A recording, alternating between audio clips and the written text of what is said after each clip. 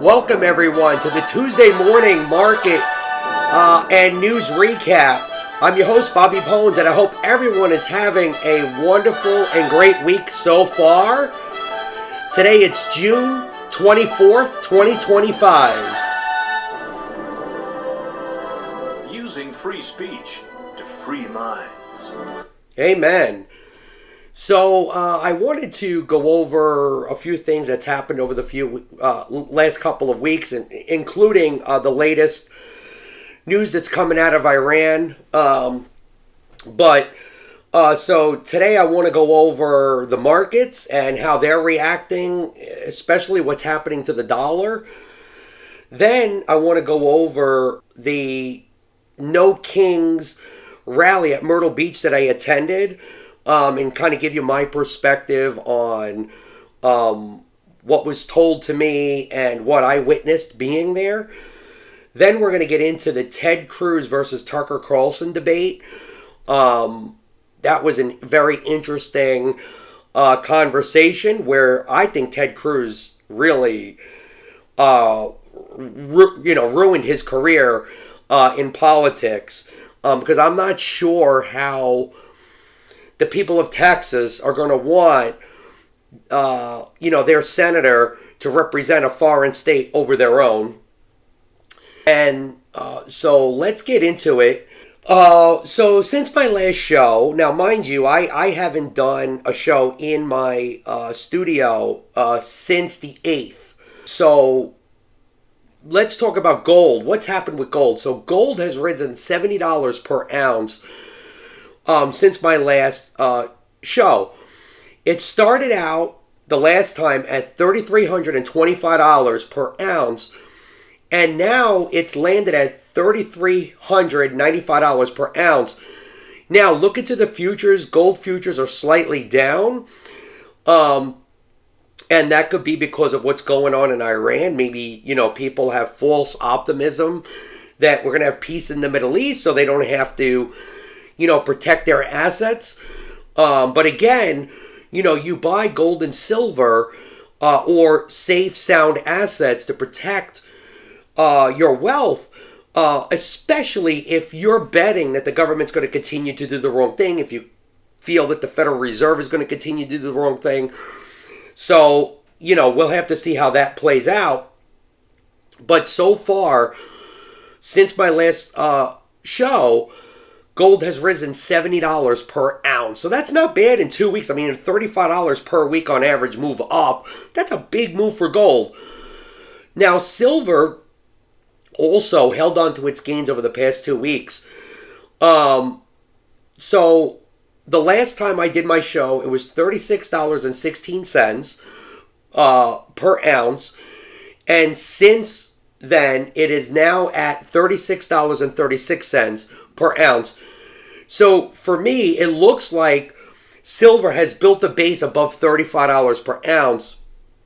And, what I've been telling my listeners and viewers is that, look, if you can't afford gold, buy silver, because I've been saying that we're going to close the 100-to-1 ratio, meaning, right now you could buy roughly 100 ounces of silver for 1 ounce of gold.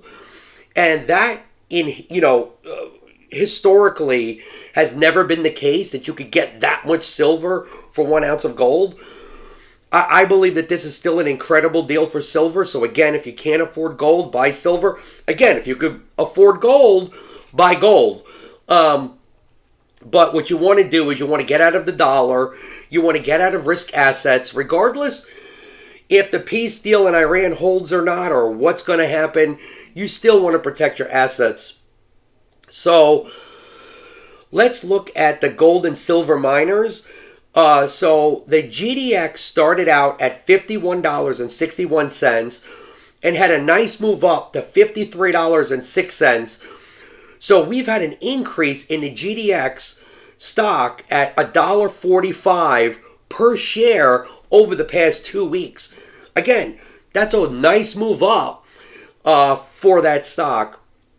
Looking at the GDXJ, the GDXJ started out at $67.10. and has been rising and hit $68.18, an increase of $1.08 per share. Again, these are big moves up for these stocks, these type of stocks. Because again, people are moving out of risk assets and, buying more sound assets. Looking at the silver stock, Pan American Silver, this is one that I personally own, PAAS, which started out at $28.65 and had a nice move up to $29.03. A 37-cent increase since my last show. Now you say, well, Bobby, who cares about the 37-cent increase? But the last time I did a report on this stock, it went up $4, right? So we not only got that $4 boost in that stock, now we're just adding on top of that. And you have to figure that with the big beautiful bill it's probably going to get passed and all the turmoil in the Middle East and the Federal Reserve with Jerome Powell coming out and basically saying that he doesn't know what the future is going to hold for the economy. I mean, he actually basically said that. You need to protect your assets more now than ever. And so when you buy the GDX, the GDXJ, or Pan American Silver, you're not just buying the mining companies. You're also buying the metal that's in the ground that has not been pulled out yet. And that's where the real value are in those companies. And so I highly recommend people to give these stocks a try because I believe you could see 5 and 10 baggers from them. Now I want to talk about the dollar because since Trump was elected, and especially since Liberation Day, a lot of the eggheads on TV, CNBC, other so-called economists, they were out there saying how, this is going to be great for the dollar, and, the dollar's going to rally. And very few people like myself were saying, no, this is going to put a lot of pressure on the dollar, to dump the dollar.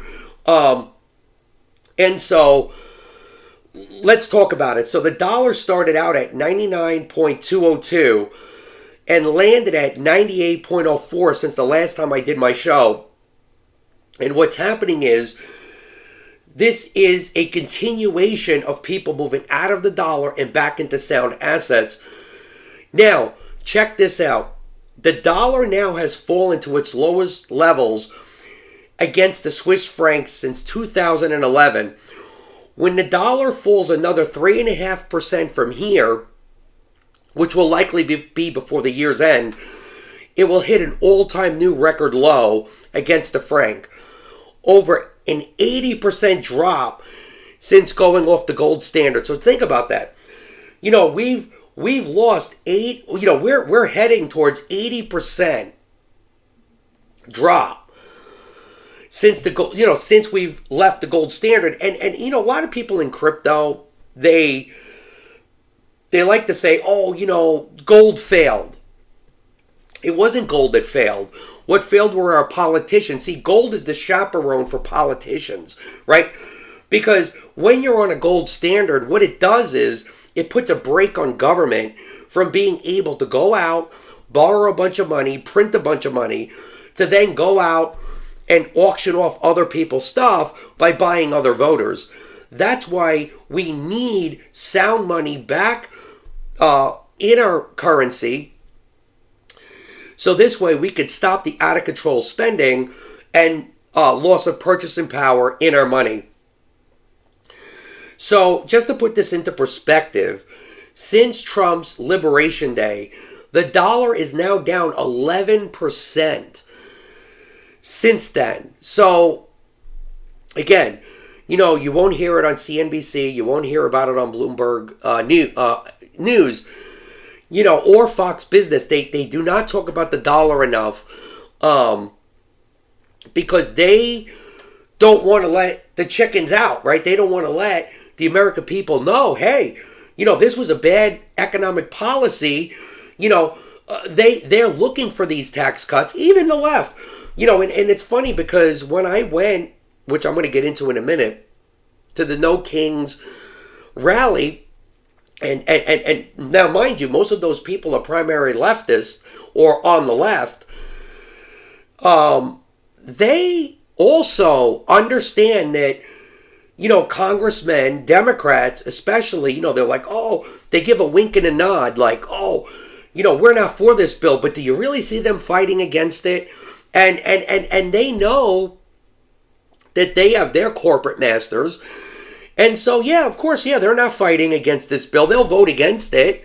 But they know that the Republicans have the vote to pass it. So, again, a lot of this is smoke and mirrors. It's all a show. And, again, this bill, this big, beautiful bill, is going to put more pressure on the dollar. Why would foreigners buy our debt knowing that they're not going to get paid back? And if they get paid back, it's not going to be with the same purchasing power that they expected. That's why we're seeing a rotation out of the dollar and into safe assets. So now let's look at the Dow. So now looking at the Dow did catch a bid since the ceasefire agreement. So now we had a ceasefire agreement yesterday. Actually, late last night. Yesterday evening. Monday evening. And so far today, the stock market, the Dow is up 386 points. Now, let's see if that holds. Because, basically both sides are claiming, Israel and Iran, that both sides broke the deal. And even Trump now admits that. So let me take a quick look and see how the Dow is holding up. Okay, the Dow seems to be holding up since Trump has come out and acknowledged that the ceasefire deal is not holding. So the Dow today is at 42,963 this morning, Tuesday morning. Let's look at the S&P. So the S&P started out at 6,010 since the last time I did my show 2 weeks ago. Today it caught a bid of 50 points. And now it's up to 6,075. So the S&P has had a nice move up since the ceasefire agreement that Trump had brokered between Israel and Iran. But if you're going to count the S&P from the time Trump took office, it's actually even now. Now we're right back to when Trump took office. So there's no gains and no losses. The past, 4, 5, 6 months, we're literally right where we started.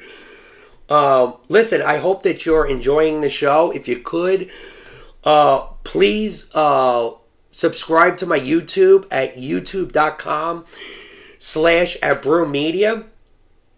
Also, if you're not following me on X, you need to do that.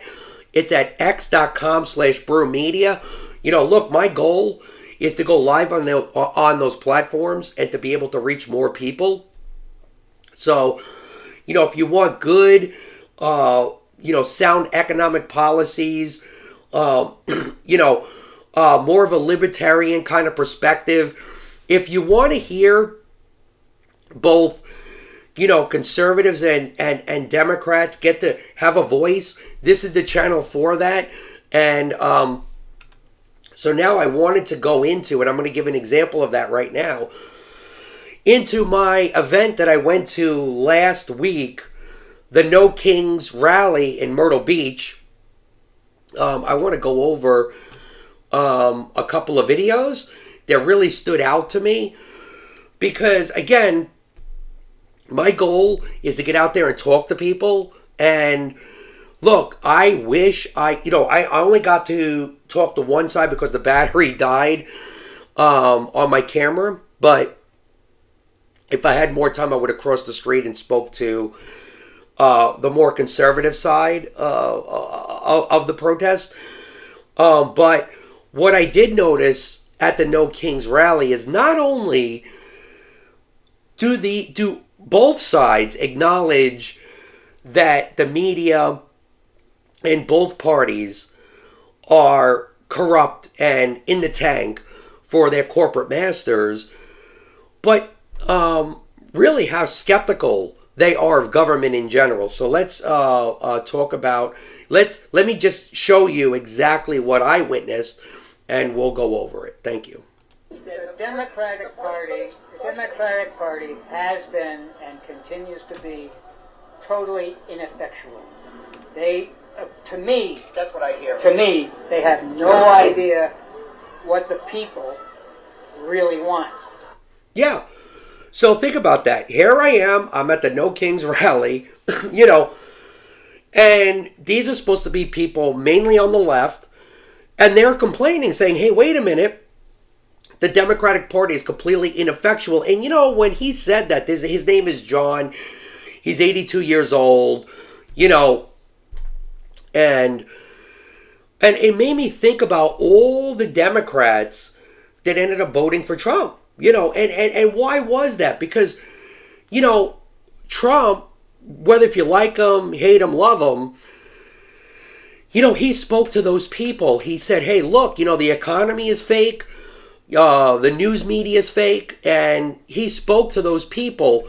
And so when this guy John talks about the Democratic Party being ineffectual and not listening to the people, that's the exact reason why Trump won the election. And so I thought that was kind of fascinating, that here I am at the No Kings protest, and this gentleman who votes Democrat is admitting, hey, my party's ineffectual. Okay, let's listen to another gentleman who was at the No Kings rally.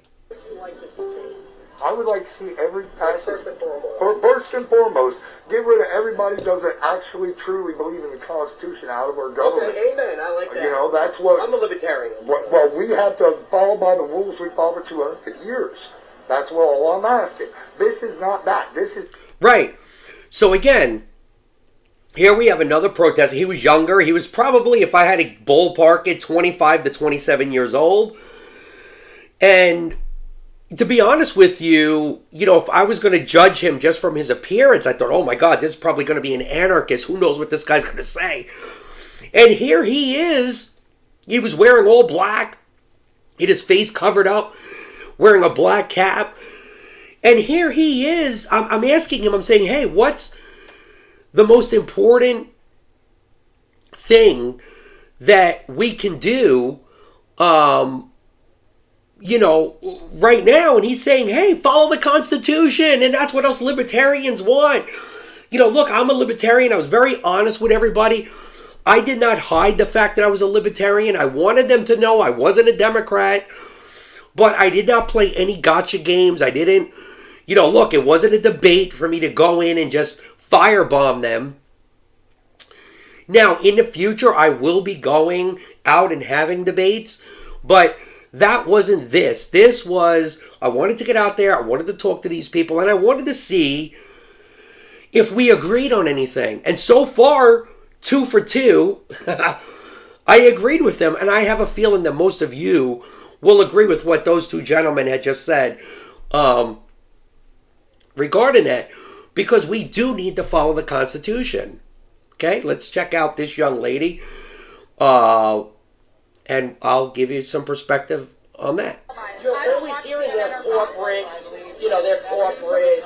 Yeah, I don't watch talking either. point. I don't watch either because they both twist the story so much. Like very extremist liberals, they will twist the story on you to make it look like their side is right. Very extremist conservatives will twist the story and make it look like what they're saying is right. I don't watch either. See, here you go. Here's a young woman, probably if I had to ballpark it, 26 to 28 years old. She, made a little sign and was out there. And here she is calling out the media, calling out both parties. She's smart enough to understand that there are extremists on the left and extremists on the right that will paint a picture where they'll put a kernel of truth and leave out the whole story. Only to make their side validate. It's only to validate their own side. And what a breath of fresh air that was. Because I was not expecting that when I went to that rally. I was told by friends, you should wear a helmet, and, they're going to throw rocks at you, and they're going to run you over with their car. I mean, I have messages from friends of mine. Don't go down there, Bobby. They were scared for me to go down there. And I said, look, I'm not scared. I want to go down there. I want to see if I have anything in common with these people. And literally every single person that I spoke to, they had a problem with both parties, and they had a problem with the media. And that, to me, was a thread that I think most people would agree with, no matter how extreme left or right that you are. Now, look, did I agree with everything that these people stood for? Absolutely not. I mean, there were socialists there. There was, people who, were and again, from a free market libertarian standpoint, obviously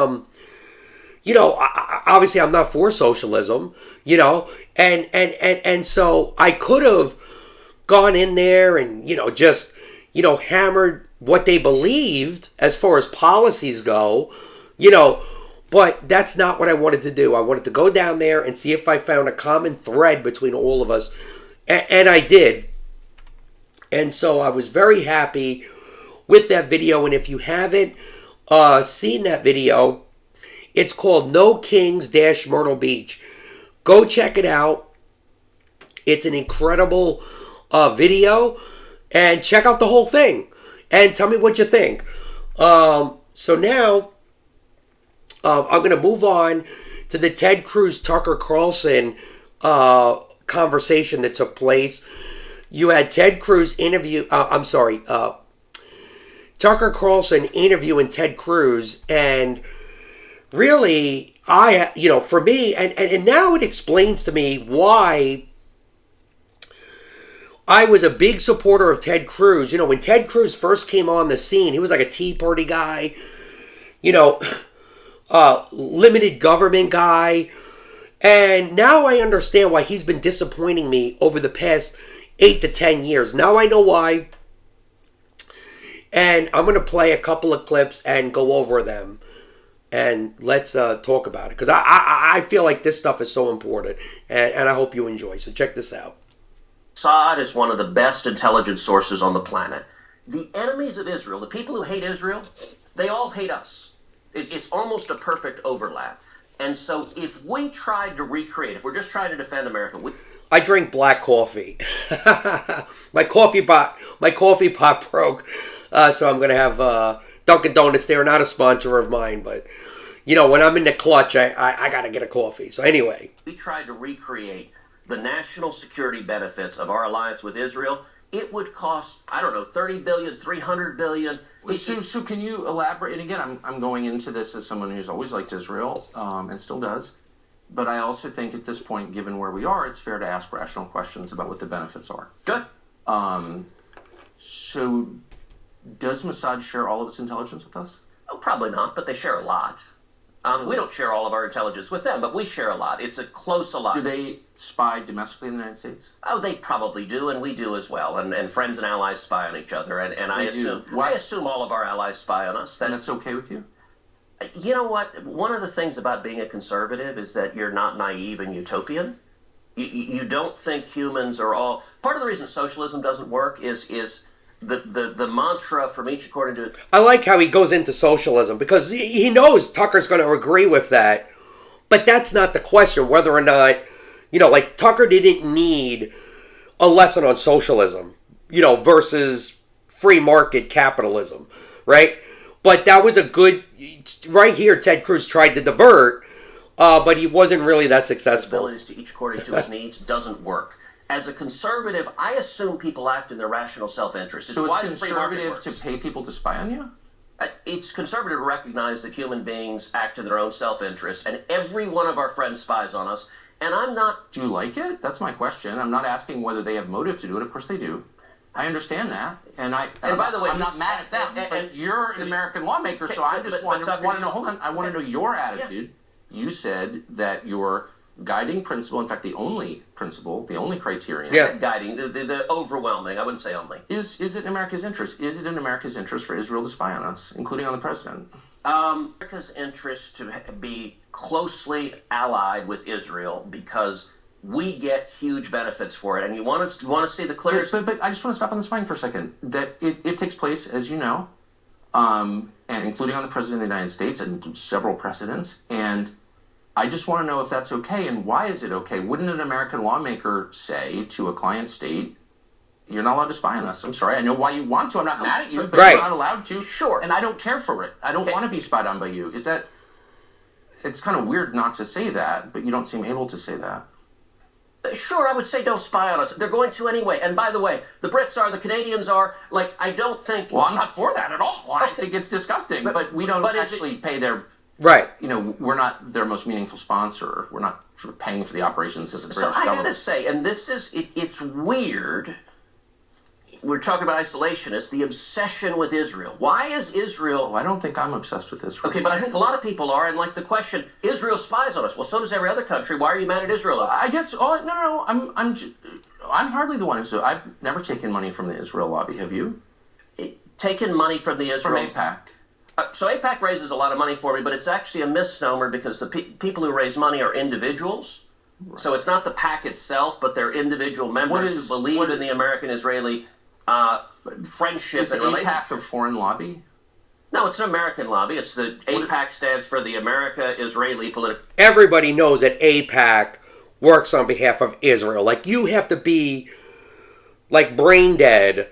And that's an insult to people who are brain dead to not understand that AIPAC is absolutely a sponsor of Israel. I mean, that's completely ridiculous. What does it lobby for? So, right. To be honest, not a whole lot effectively. Listen. Apparently not enough for Ted Cruz. I came into Congress 13 years ago with the stated intention of being the leading defender of Israel in the United States Senate. Great. And I've worked every day to do that. Did you just hear that? I, entered... Let's hear that again, because that, to me, was really important. And I came into Congress 13 years ago with the stated intention of being the leading defender of Israel in the United States. See that? The leading defender of Israel. What are you talking about? You're supposed to be the leading defender of the United States, right? You are a representative of Texas, for God's sake. What are you doing? Look, I get it. Hey, you want to, quote unquote, stand with Israel, but your intended goal, stated goal, is to defend Israel? I mean, that is complete nonsense. And I'm glad that Tucker Carlson flushed that out. Because, my perspective, is that no, I don't care if it's Israel, the UK, France, Germany, Japan, South Korea, Taiwan. No. Our representatives should put America first. America, number one, America, not Israel, not the UK, not Italy, nowhere else. The United States. End, stop, period. And so, bravo for Tucker for getting all that out. And, again, are we to believe that AIPAC is not a sponsor of Israel and that they don't have an agenda? Now we know why Ted Cruz is so in the tank for whatever the government... And I want to separate the government of Israel from the Jewish people, right? Because they're separate, right? Because there's a lot of Christians and Muslims that live in Israel, right? But the government of Israel, okay, is separate. And, I want to see Israel thrive. I want to see Israel do good, right? But we shouldn't be blindly giving them money as they're spying on our president, for God's sake. Ted Cruz also admitted in that clip that they're spying on us. And, Tucker Carlson is right. Hey, how about you stop spying on us or we're going to cut the welfare off? And again, if you say this to all these, people who are, and they've come out over the past week, Israel first. They're not America first. They're Israel first. Ted Cruz is Israel first, just like Mark Levin, Laura Loomer, Ben Shapiro. These people are all Israel first. And I'm going to get into that in a little bit. Check out this next clip. It's not as long as the last one. And I'll go over it. In the case that AIPAC is not as powerful as people say it is, and I completely agree with you. I've watched that, and I'm not making the case that AIPAC is all powerful and they're running everything and putting fluoride in the water. I'm not making that case at all, because that's not true. I'm only trying to get to the question of what AIPAC is, and I don't think you're being straightforward about it. AIPAC is lobbying on behalf of the interests of a foreign country, and they're not 100%. You're saying, no, that's not true. You're saying that they don't coordinate with the Israeli government. Of course, I coordinate. Do they talk with them? I don't know what they yeah. do. All of a sudden, I don't know what they do. Are they friends? Are they not friends? Do they happen to go in a smoke-filled room and hammer out certain things? I don't know. I mean, look, why is he going to... I mean, he's only a congressman. Why would he look into something like that? You know, but again, they're lining his pockets. And so far to date, Ted Cruz has received over $500,000 in AIPAC support. So, you know, could it be the $500,000 that sways Ted Cruz? I mean, sounds like it. He doesn't sound America first at all. Check this out. But why don't you care? Is Right. it meaningful if a foreign government... Hey, I talk with Israel all the time. I talk with foreign countries all the time. But the law is, and a lot of people have been prosecuted under this law, that if you are lobbying on behalf... Now, mind you, this interview happened before Trump did the strike in Iran. So I just have to say that. I'm not sure if I said that earlier, but I just want to emphasize this debate happened before the strike in Iran, where Trump sent in B-2 bombers to knock out their nuclear facility. On behalf of foreign government, you must register. That's it. It's really simple. And I don't know why, if I'm Malaysia or Qatar or Belgium, and I'm working on behalf of its government's interests through a group of Americans who are representing the friendship between those two nations, I have to register under the Foreign Agent Registration Act. 100%. Tucker's right. People have gone to jail, including people I know. Okay. So I don't understand why... The best is Ted Cruz's reaction to Tucker Carlson calling this out. Watch. This is the tactic that will happen to you every single time you confront this sort of thing. You don't just be honest and say they're lobbying on behalf of a foreign government, they're coordinating with the government. You know that that's true. The obsession with Israel... And it's so transparently obvious to everybody... I don't know why you would be embarrassed of it. You said that you are sincerely for Israel. I believe you. I don't think you have some weird agenda. You seem to be sincere. By the way, Tucker, it's a very weird thing. Yeah. The obsession with Israel. When we're talking about foreign countries... It's hardly an obsession. You're not talking about Chinese. You're not talking about Japanese. You're not talking about the Brits. You're not talking about the French. The question is, what about the Jews? Senator, what about the Jews? Oh, I'm an anti-Semite now. Senator, you're asking the questions, Tucker. You're asking, why are the Jews controlling our foreign policy? He never said that. That's what you just He never said Jew. That, and I have... That is exactly what you just said. Well, actually, I can speak for myself to tell you what I am saying. Good. On behalf not simply of myself, but on my many Jewish friends who would have the same questions, which is to what extent, and it's interesting you're trying to derail my questions by calling me an anti-Semite, which you are. I did not. Of course you are. And rather than be honorable enough to say it right to my face, you are in a sleazy feline way implying you're just asking questions about the Jews. I'm asking questions about Great job, Tucker. Great job. There's nothing to do with Jews or Judaism. It has That's to do with right. Foreign government. The government Israel controlling our foreign policy. That's not about the Jews. You said, I'm asking and by the way, you're the one that just called me, I think, a sleazy feline. So let's be clear. It's sleazy to imply that I'm an anti-Semite, which you just did. No, I just said, why is that the only question you're asking? You answer it. Give me another reason. If you're not an anti-Semite, give me another reason why the obsession is Israel. See? I am in no sense obsessed with Israel. We are on the brink of war with Iran, and so these are valid questions. But you're not asking about Iran. If I can finish.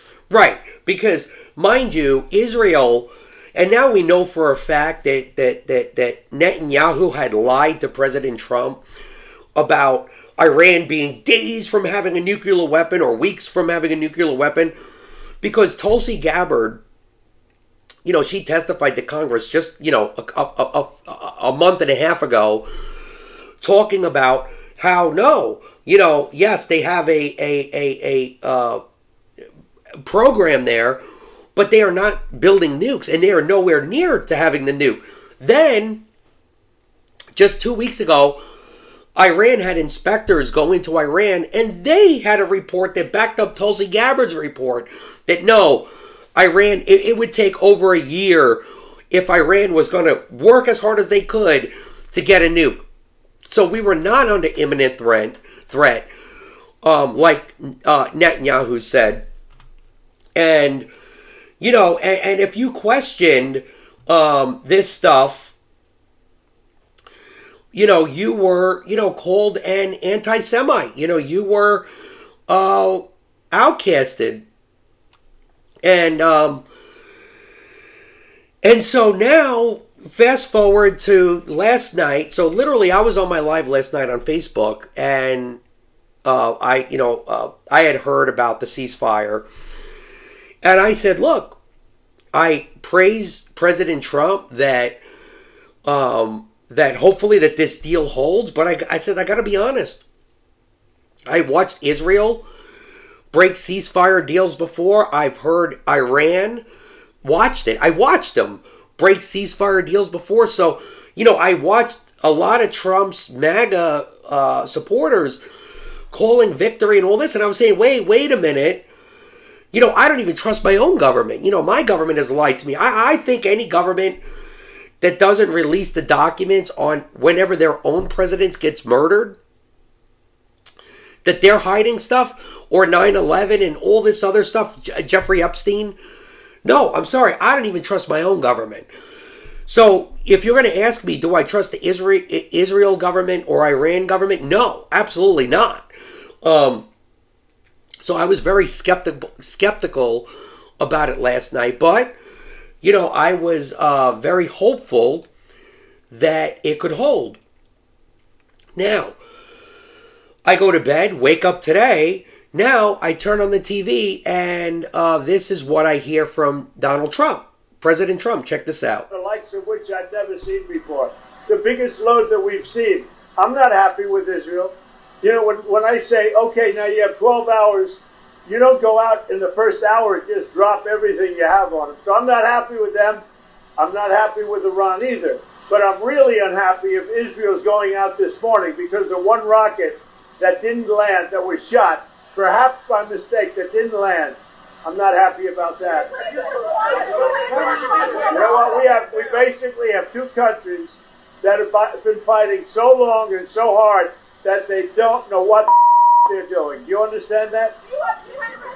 Yeah. So now it turns out that since the peace agreement, we're not even 24 hours. I mean, I was live. Roughly, I don't know, 9 hours ago. I was live on Facebook. You know, literally, I got a little bit of sleep. I'm up today doing this show. The agreement's broken. Both sides blew it out. Trump is clearly pissed off with both sides, but really with Israel, because what Israel did was literally within the hour of this agreement, Israel just bombarded Iran with a bunch of bombs. And you know, that's not under good faith. And this is what people like myself have been saying about Israel, that they are not good faith actors, and that Americans need to hold Israel's feet to the fire when they do stuff like this. So good for President Trump. You know, look, I do not agree with everything President Trump does. Trust me, I am a critic of President Trump when he does something wrong. You know, I did not support, and I'm very honest about that, when he invaded a sovereign country to bomb out the nuclear sites in Iran. Again, we were not under imminent threat. And look, I believe in the Constitution. And that was totally unconstitutional. You know, Iran did nothing to us that deserved that. We were not attacked. And, you know, so, you know, and you know, to be honest, this war between Iran and Israel, who paid the heaviest price? It was innocent women and children. It was innocent civilians on both sides that paid a heavy price. And so we need peace. But we need, as Americans, to stay out of this unless we are attacked directly, okay? We need to stay out of it. And I'm so sick and tired of Americans, telling us that we have to go to war because Iran chanted death to America, death to Israel. I'm sorry, having your feelings hurt does not constitute war. And right now I'm going to call out some of the people who are out there and have an audience that are pro-Israel. They're not pro-American. And I'm going to go over this. So over the past week, we've really seen people who are Israel first.